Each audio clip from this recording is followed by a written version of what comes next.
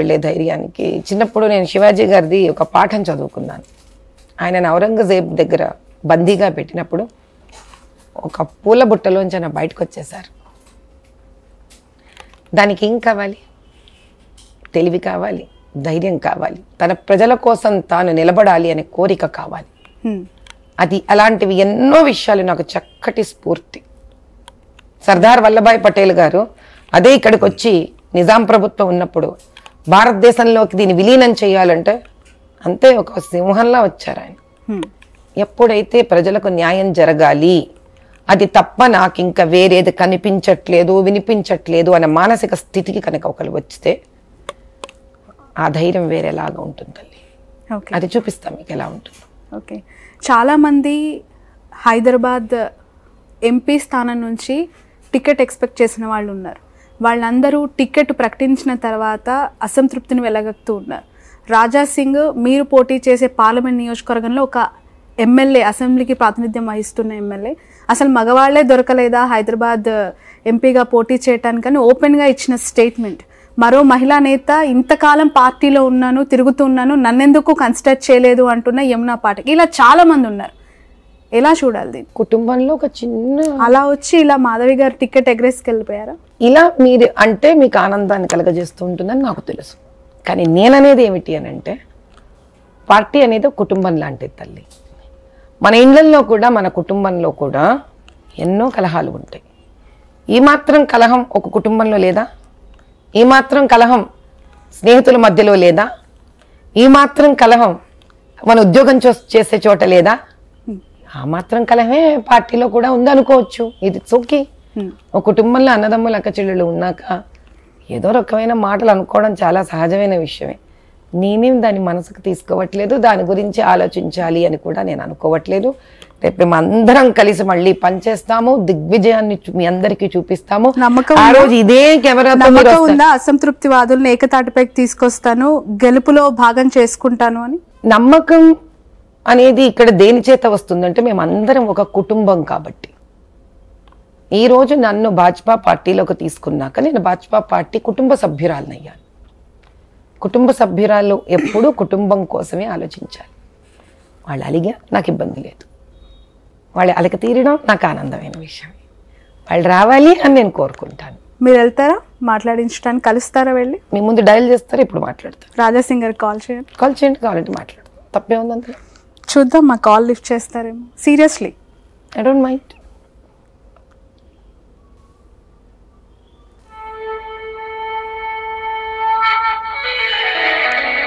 जय श्री राम। राम भगत अभी आपसे बात करेंगे। बहुत दयालु हैं अपने भक्त। The person you're calling. ఖచ్చితంగా కాల్ బ్యాక్ చేసిన తర్వాత మీరు మాట్లాడడానికి కాల్ చేశారు అని చెప్పి మాత్రం నేను కన్వే చేస్తాను. బట్ మీరు అలా అనటం మాత్రం చాలా గొప్ప విషయం. ఎందుకు అంటే యాక్సెప్టెన్స్ ఈజ్ ద రియాలిటీ. ఖచ్చితంగా అంటే అమ్మ, నేను మాతృస్థానంలో ఉన్న వ్యక్తిని తల్లి కాబట్టి ఒక తల్లికి తన వాళ్లను, ఒక అక్కగా తన వాళ్లను నా వాళ్లే కదా అనుకొని చిరునవ్వుతో ముందుకు వెళ్ళిపోవడమే ఒక స్త్రీకి ఉన్న ప్రప్రదమైన ధర్మం. నేనది నిర్వర్తిస్తున్నాను.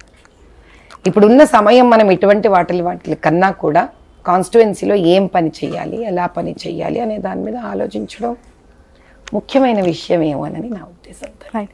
బీజేపీ అంటే సిద్ధాంతపరంగా చాలా స్ట్రిక్ట్గా ఉంటుంది.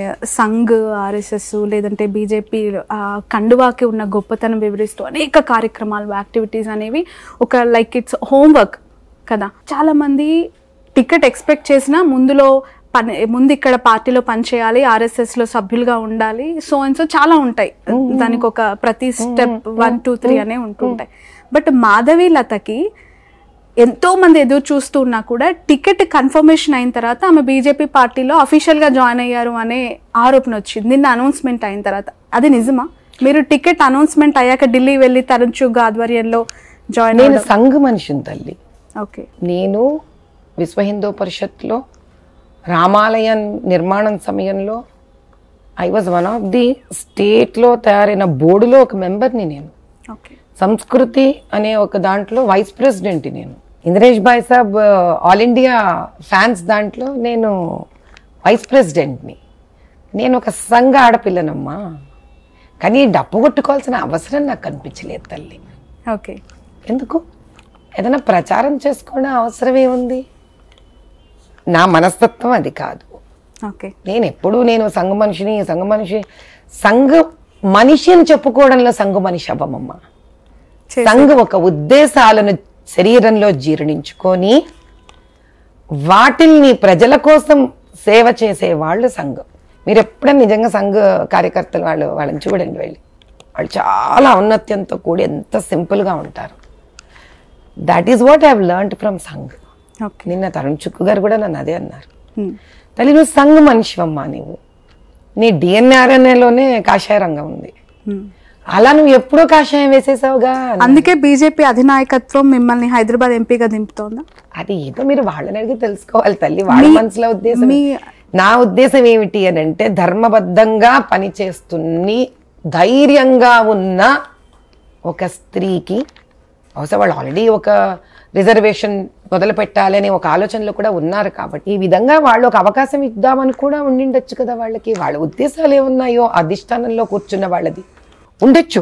మీరు చూలన్నాలో నేను అన్ని చూలు అంటాను ఇక్కడ. కానీ ఒకటి, నన్ను నమ్మి నా శక్తిని నా కార్యశీలతను నమ్మిని వాళ్ళు నాకు సీట్ ఇచ్చినందుకు నేను ఆ కుంఠిత దీక్షతో 100% కష్టపడి నేను చేసే కర్తవ్యం నేను చేస్తాను. బట్ పాత బస్తీ వార్ అనేది ఒక యుద్ధంతో పోలుస్తున్నారు. అది హిందూ ముస్లింల ఫైట్గా అభివర్ణిస్తున్న వాళ్ళకి మీరు ఇచ్చే ఆన్సర్ ఏంటి? ఎందుకు అంటే 22 లక్షల మంది ఓటర్లు ఉన్న పాత బస్తీ హైదరాబాద్ ఎంపీ స్థానానికి సంబంధించి మెజారిటీ ఆఫ్ ద హిందువులు వర్సెస్ ముస్లింలుగా ఈ ఎలక్షన్ ఈ స్థానం ఉండబోతుంది అనే వారికి నా ఉద్దేశంలో ఇది అభివృద్ధి చేయకుండా వెనకబడిన పరిస్థితులను కల్పించిన 40 ఏళ్ల పాలనకు వర్సెస్ అభివృద్ధిని వాళ్లకు అందించాలనుకుంటున్న భాజపా పార్టీ ఫేస్గా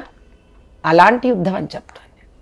నెక్స్ట్, ఎక్కడైతే ప్రజలకు 40 ఏళ్లగా ఎటువంటి న్యాయమో ధర్మమో జరగలేదో అటువంటి దానికి వర్సెస్ న్యాయము ధర్మము ఇవ్వాలనుకుంటున్న ఒక భాజపా పార్టీలో ఉన్న అవకాశం సీటు రూపంలో ఇచ్చిన వారితో అంటాను, ఇది మత కలహం కాదు, కాకూడదు. కానీ కమ్యూనిటీ వైజ్గా చూస్తే ముస్లింలకే ఎక్కువగా సపోర్ట్ చేస్తారు అనే రియాలిటీ యాక్సెప్ట్ చేయాల్సి ఉంటుందేమో. ఎందుకు అంటే పోటీ చేసిన ప్రతిసారి అసద్ గెలుస్తూ వస్తూ ఉన్నారు, ఆ స్థానంలోంచి మీరు దిగుతూ ఉన్నారు. ఇప్పుడు ఆ సపోర్ట్ ఎట్లా ఉంటుంది? ఎందుకు అని అంటే ఇంతకాలంగా వాళ్ళు రకరకాల విధి విధానాలను అవలంబించి పోటీలో నిలబడుతూ గెలుస్తూ ఉన్నారు. ఆ విధి విధానాలకు ఈసారి మనం కూడా కళ్ళం వేస్తాము పక్కా. రైట్. బీఆర్ఎస్ అభ్యర్థిని ఒకవేళ నిలబెట్టకపోయినా వాళ్ళ సపోర్ట్ అనేది అక్కడ ఏఐఎంఎంకి ఉంటుంది అనేది ఒక వార్త తెలుస్తోంది. ఇంకా కొంచెం టఫ్ అయ్యే అవకాశం ఉందనుకుంటున్నారు అక్కడ బీఆర్ఎస్ ఒకవేళ అసద్కి సపోర్ట్ చేస్తే. నాయన వాళ్ళు రాష్ట్రమే గెలవలేకపోయారు కదా తల్లి, చూద్దాం. ఓకే. కాంగ్రెస్ పార్టీని కూడా